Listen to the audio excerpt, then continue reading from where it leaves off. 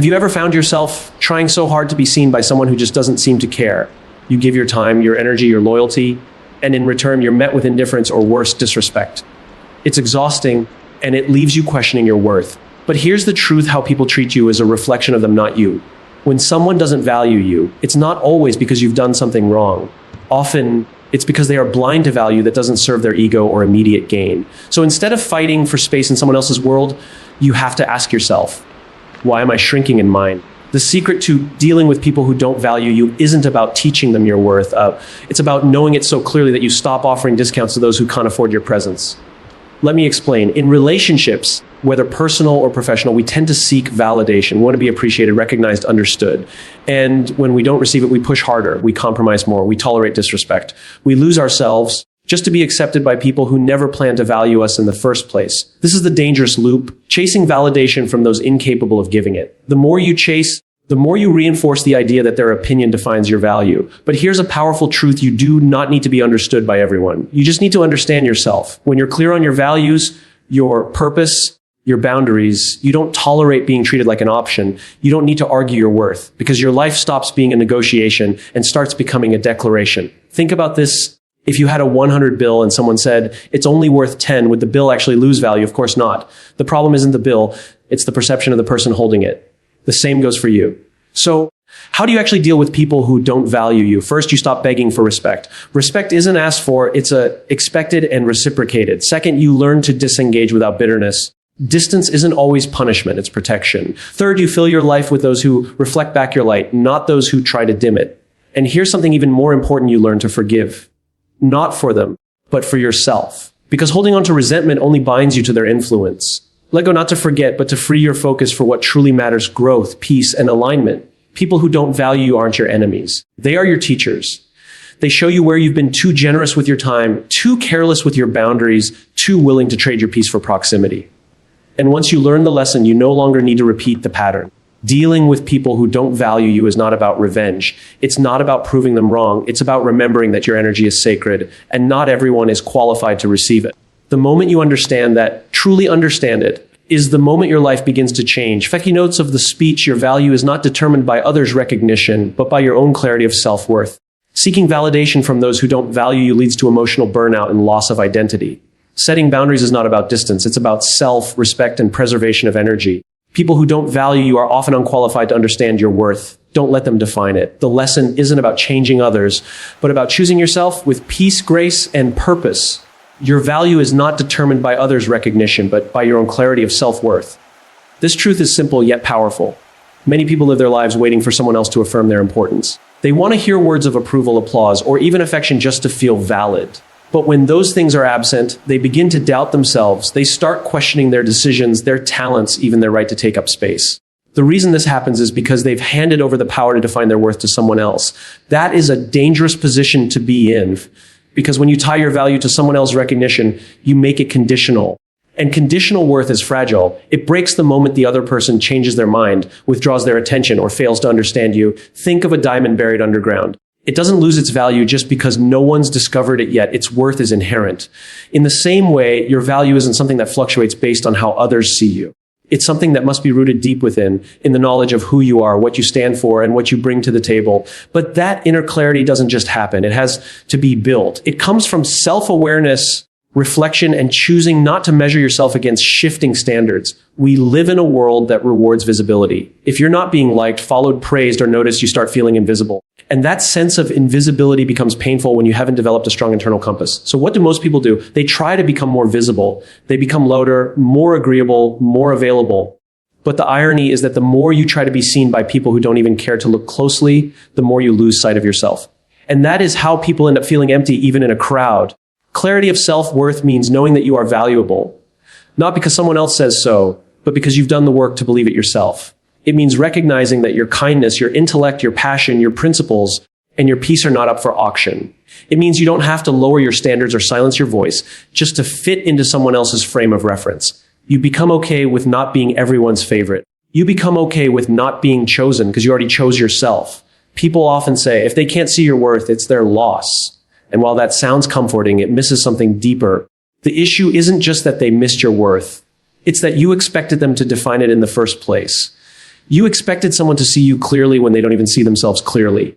You hope someone would appreciate you deeply when they don't even appreciate their own life. That's a cycle of disappointment waiting to happen. You are not responsible for teaching people how to value you. You are responsible for showing up in your truth with consistency and allowing your presence to speak for itself. You don't need to convince anyone of your loyalty or your goodness. You simply need to live it and trust that the right people will notice while the wrong ones naturally drift away. But this requires strength. It requires self-discipline. It requires tuning out the noise and tuning into your inner voice, the one that knows your journey, your pain, your sacrifices. You begin to walk differently when you know who you are. You stop trying to impress and instead start to express. You become less interested in proving and more focused on growing. Your self-worth becomes quiet but unshakable. It no longer needs to shout to be heard. When you develop clarity of your self-worth, everything changes. You make better decisions. You stop chasing unavailable people. You start protecting your peace. You choose quality over quantity in every area of life. Relationships, work, conversation time. You become selective, not out of arrogance, but out of wisdom. You understand that not everyone is meant to sit at your table because not everyone respects what you're serving. And in this clarity, you begin to find a sense of power. Not power over others, but power within yourself.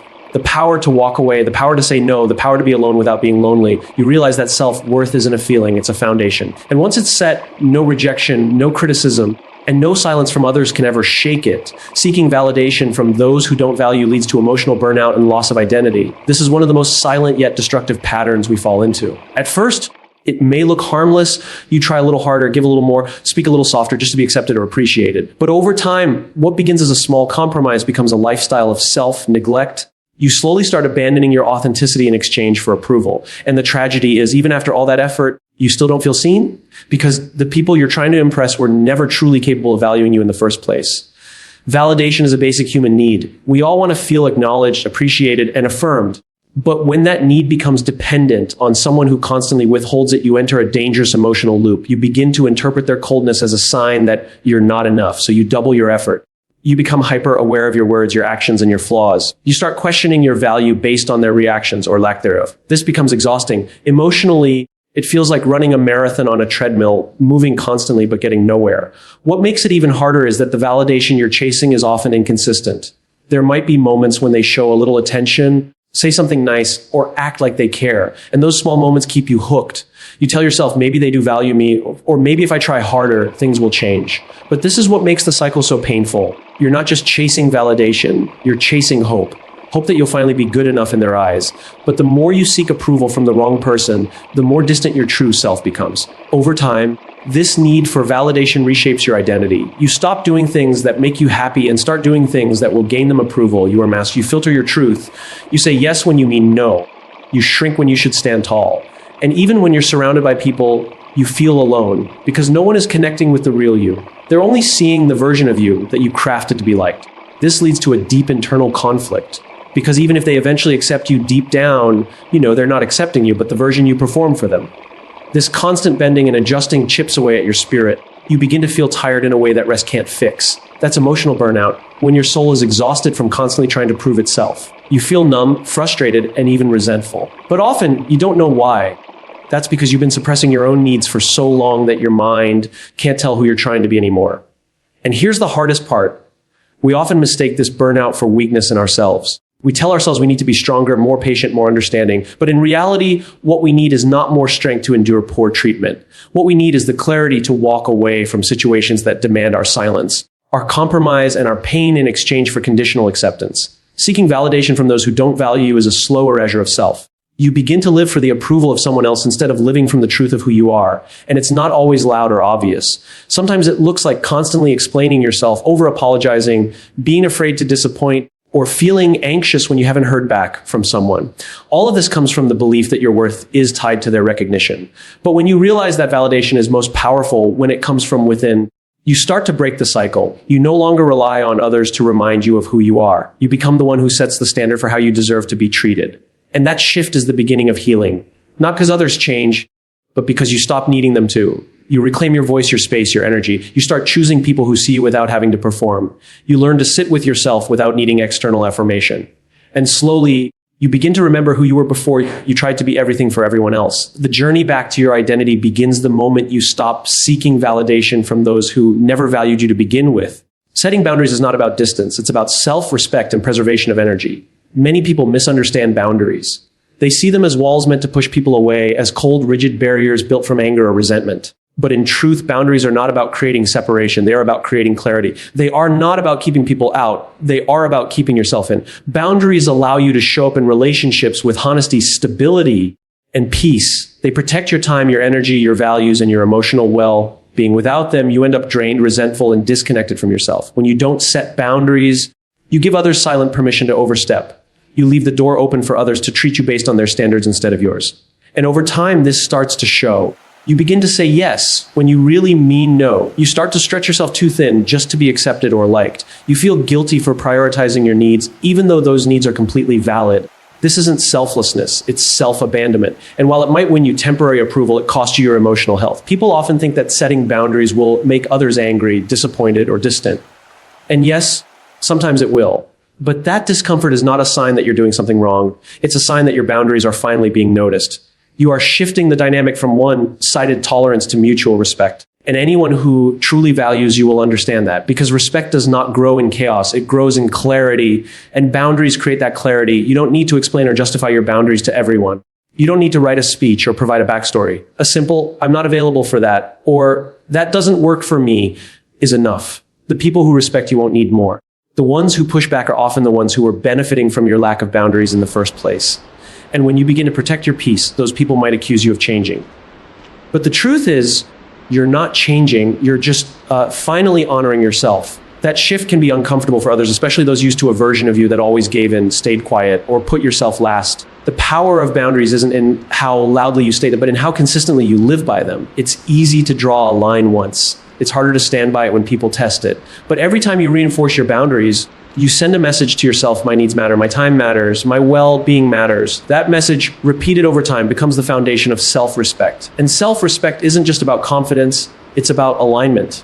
It's about living in a way that matches your values instead of constantly compromising them to keep the peace. Boundaries also help you conserve emotional energy. Life already demands so much of you, from work, family, and responsibilities. If you don't protect your energy, you end up giving your best to things that drain you and leaving nothing for the things that nourish you. Without boundaries, you say yes to every demand, every favor, every toxic conversation, and eventually you start feeling overwhelmed, irritable, and even bitter. But that bitterness isn't about other people. It's a signal from within that you've overextended yourself. It's your inner self reminding you that you've ignored your own limits for too long. Boundaries are not cold, they are kind. They allow you to show up for others without losing yourself.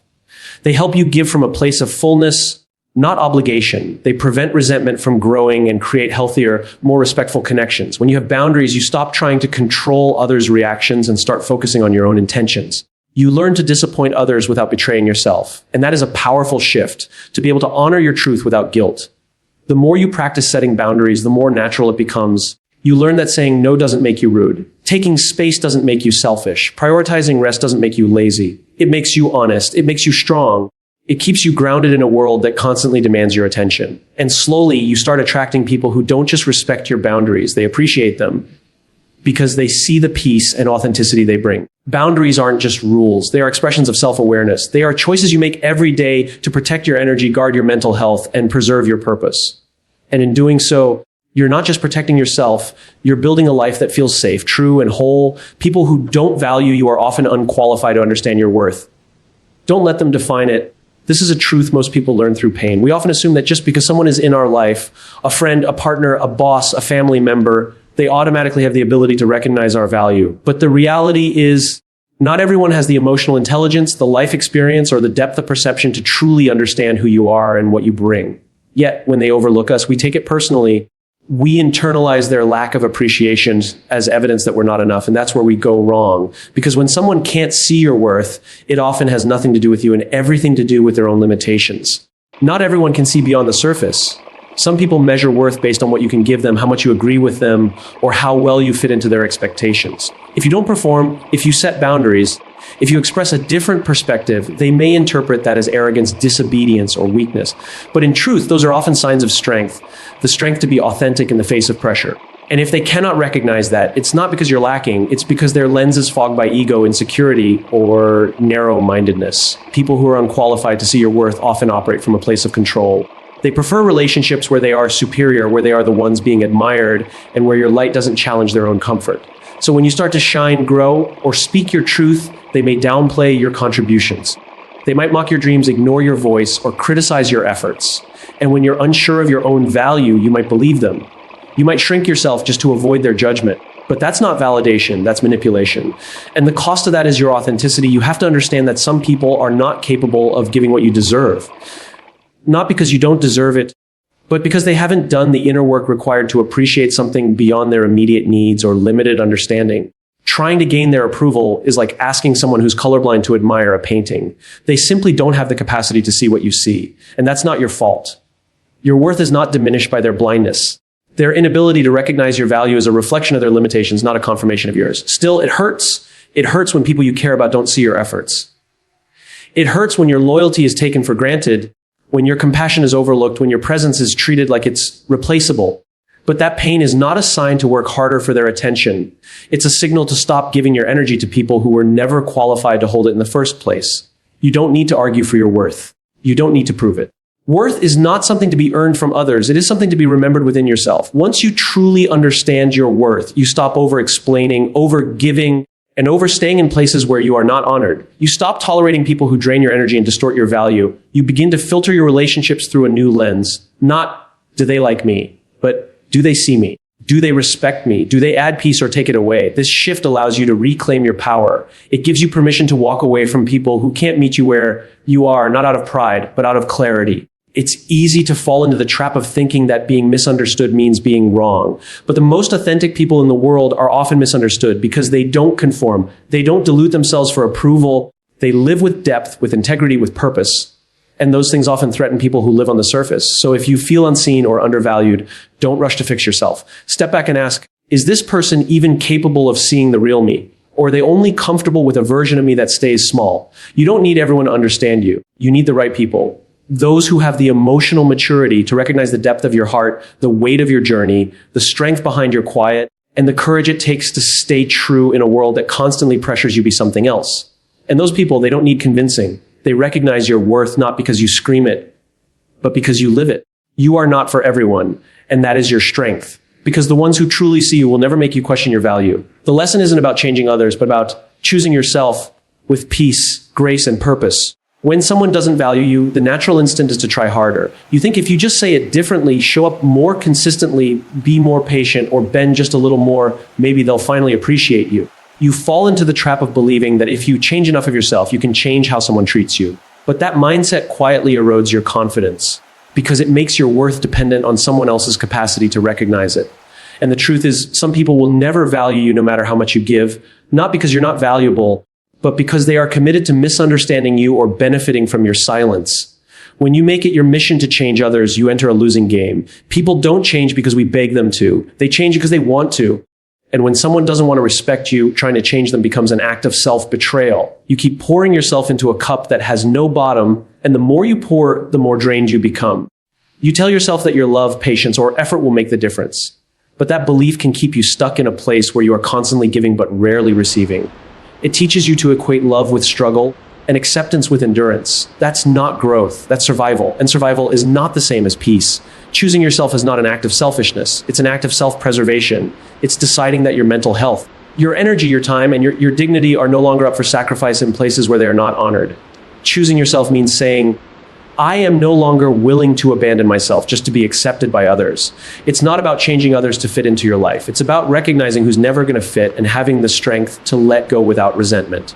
That doesn't mean walking away with bitterness. It means walking away with grace. Grace is the ability to let go of what doesn't serve you without needing revenge or validation. It's learning to forgive people for not being who you needed them to be, while also forgiving yourself for staying longer than you should have. Grace allows you to exit situations with dignity, not damage. It allows you to move forward without carrying the weight of anger, because you understand that healing isn't about holding on, it's about release. There's power in knowing when to stop trying. Not because you've given up, but because you've woken up. You've realized that your worth isn't something to be proven to anyone. It's something to be lived by. You no longer beg for loyalty, attention, or consistency. You offer what you have, and if it's not enough for someone, you don't lower your value. You simply stop offering it to the wrong people. Choosing yourself teaches you to be intentional. It reminds you that peace is better than attention, that purpose is better than popularity, and that respect is better than approval. When you start choosing yourself, your relationships shift. You begin to attract people who respect your boundaries, who listen without dismissing you, who show up without needing to be begged. You stop chasing and start connecting. You no longer entertain shallow connections just to feel wanted. Instead, you seek depth, honesty, and mutual respect. And even when that means having fewer people around you, it also means having better people around you. There's a quiet power that comes when you make peace with the idea that not everyone will value you. It frees you. It allows you to stop performing and start being. You don't need to constantly prove your worth. You already embody it. You move through life with more clarity and less fear. You stop fighting to be chosen and start choosing yourself every single day, not in arrogance, but in alignment with who you are and who you're becoming. You'll find that life begins to feel lighter when you stop trying to change people and start living your truth. The energy you once used to hold broken relationships together is now used to build yourself up. You create space for growth, for healing, for real joy. You learn to be proud of yourself, not because others approve, but because you're finally being honest with who you are. And in that honesty, you discover something deeper than validation. You discover peace. The secret to dealing with people who don't value you is not about changing them. It's about returning to yourself. When you stop chasing validation, when you stop lowering your standards just to be accepted, when you start setting boundaries with calm certainty, and when you recognize that some people are simply not equipped to see your worth, you begin to live differently. You begin to live in alignment with your truth, not in reaction to someone else's ignorance. Real strength isn't found in fighting to be seen. It's found in walking away from places where you're ignored and choosing every single time to stand in your own light. Because the most powerful response to being undervalued is not bitterness. It's self-respect, peace, and the quiet decision to no longer participate in your own diminishment. That's not giving up on people. That's choosing yourself with clarity, with grace, and with purpose.